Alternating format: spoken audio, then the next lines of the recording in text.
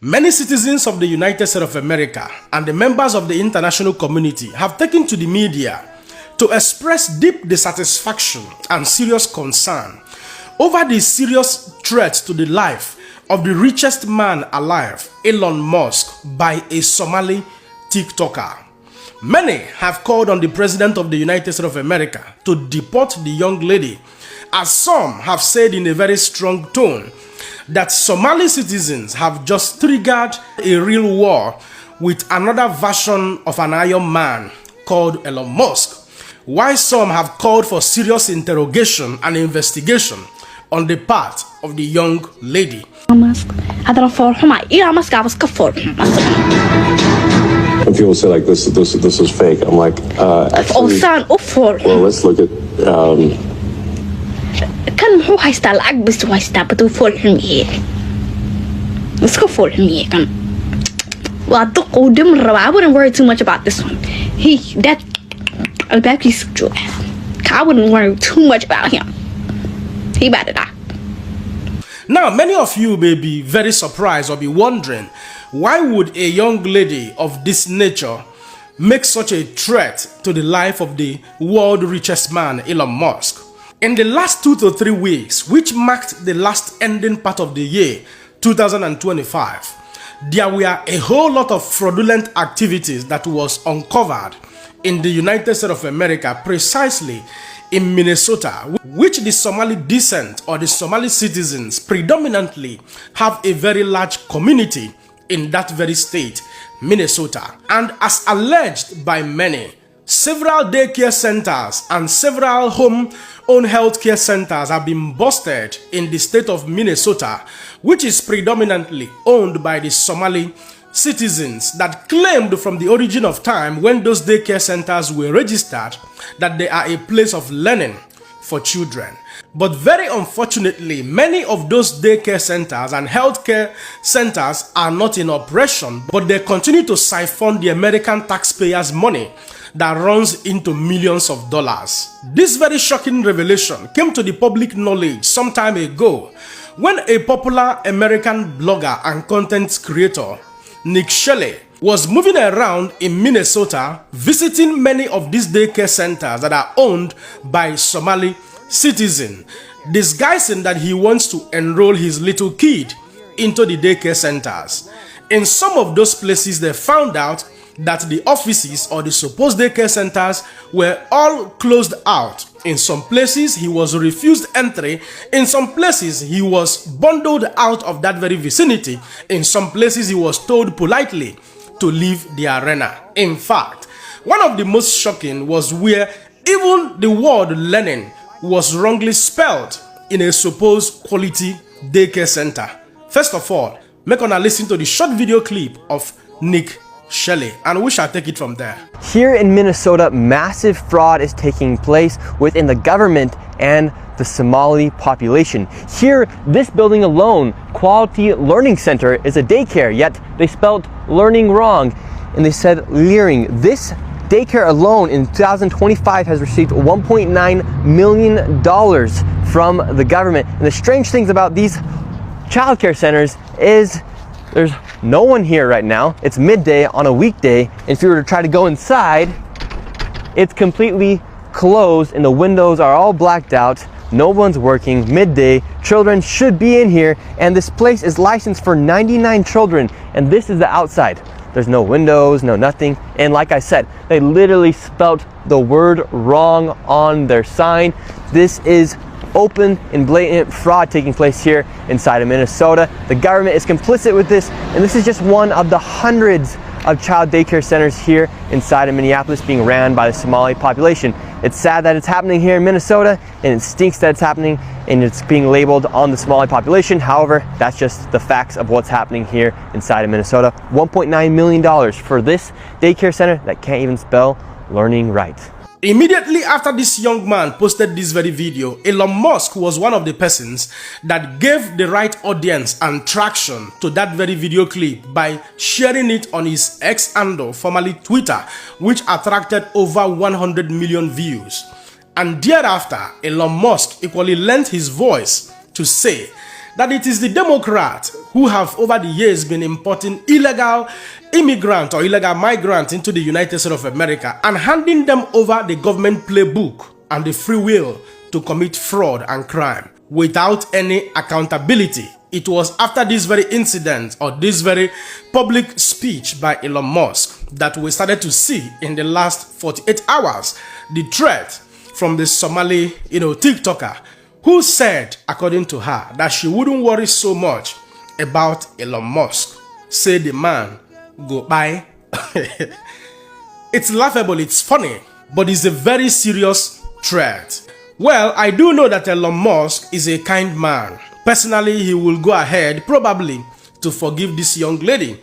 But I'm also pretty sure that Elon Musk will never forgive this young lady through DOGE, Department of Government Efficiency, which is a sub-department that was created under the administration of Donald J. Trump, which is being led or spearheaded by Elon Musk, that has helped the government of Donald J. Trump to uncover a lot of frauds and crime going on in the United States of America. So Elon Musk will probably do a lot more, under DOGE, under the DOGE, to uncover many of the fraud going on in the United States of America, peculiarly that which has been masterminded by the Somali descent. In furtherance to all of this, revelation that is currently going on in the United States of America, another video clip started trending that gave a summary of the fraud that is being carried out by this Somali descent in the United States of America that runs into millions of dollars. Mona, watch the video. This building right behind me has 22 different home and community-based healthcare companies registered in the building. It's only 4 floors. I walked in there yesterday trying to find a number of them. Many of them appear to be just window fronts, door fronts, with nobody behind. So same story, different location. We're here in St. Paul at this building, which looks like a warehouse or a dilapidated old building. Inside this building, there are 60 registered home and community healthcare organizations inside this one building. We're here in Northeast Minneapolis, and we're at a building that I believe is on the radar of authorities. They have questions about it. A lot of the businesses in here are home healthcare businesses. Of the total businesses, there's 37. 17 of them are home healthcare businesses. There's just layer upon layer upon layer of fraud throughout this city, Jessica. As for whether Governor Walz is going to testify before the Oversight Committee, that remains to be seen. We asked him at his office if he was going to testify, and we have yet to hear back. Well, you must know that I am not an advocate of any form of rascality. Hence, the reason I am reading this news is also going to be a reminder to all of us in Africa, in Nigeria, that crime and fraud, which I've always told you people, does not know any race. It does not know tribe. It does not know color. So fraud can be committed in any part of the world as far as human beings are concerned. You can tell clearly if investigation is concluded and all these persons are found guilty. You can tell that they didn't commit all of this fraud and crime alone. They have syndicates, they have counterparts that have helped them to perpetrate this crime for many years, collecting taxpayers' money on nothing. This is also one of the lessons we must learn when you see me criticizing our political office holders in Nigeria. When you criticize people who have committed crime, one of the weapons they use is that they will threaten you, and threaten to even unalive you. We have seen that happen among our political class. That is why it is very easy for politicians in this part of the world to pick you up with the police, with the security agencies, the moment you criticize them, because they know that they are doing the wrong thing, and they don't want to go through the legal means of addressing their inadequacies, if there is any. In similitude, this is also part of the crimes we have seen over time in this part of the world, Africa, in Nigeria, when we begin to talk about over-bloated government budgeting and project, white elephant project, a job that is supposed to be done with $1,000, you see politicians quoting $20,000. Reckless spending, and nobody is taking accountability for anything. You know what I mean? So imagine, under the leadership of the governor of Minnesota, this type of crimes, this type of fraud has been going on for a long time, until Donald Trump now came on board You know what I mean? So you can tell that when you have decisive leaders who does not have any interest on the state resources, I can tell you, it goes a long way to reduce fraud and criminality by 60 to 70%. Like Peter B will always, cite or quote, when you are a thief, before another thief will steal, your own part of the criminality is already added into the budgeting. But if you stop stealing, you have reduced criminality and fraud by a larger percentage. This must also be a wake-up call for all Africans. We must rise up to build our country. If you don't rise up to build your country with integrity, with accountability, intentionally, we will continue to run to the West to look for what to thief and what to steal. Some people are still, hiding under the platform of what happens during the slave trade era, and how much the West stole from Africa and all of that, and they are still using that as a justification for their fraud and their criminality, which I cannot be part and parcel of that. There are times and seasons you cannot say because your parents were poor after the Nigerian Civil War, or that the war made your parents poor.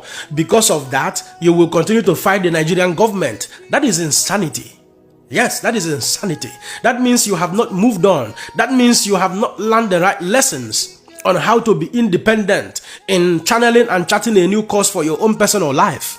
If everybody begin to fight back on the past event, we all will not be alive. All the people you offended while you were in primary school, in nursery school, in secondary school, in university, all of them will come after your life and destroy you. That is a typical example of what you are citing. Well, I hope that this video, makes sense to somebody out there and understand that criminality will always destroy political leadership. Until we say no to that, we will not have a sane society. At this point, I will allow you guys to be the judge. Don't forget to let me know what you think in the comment section and share this video. My another person see you. God bless you.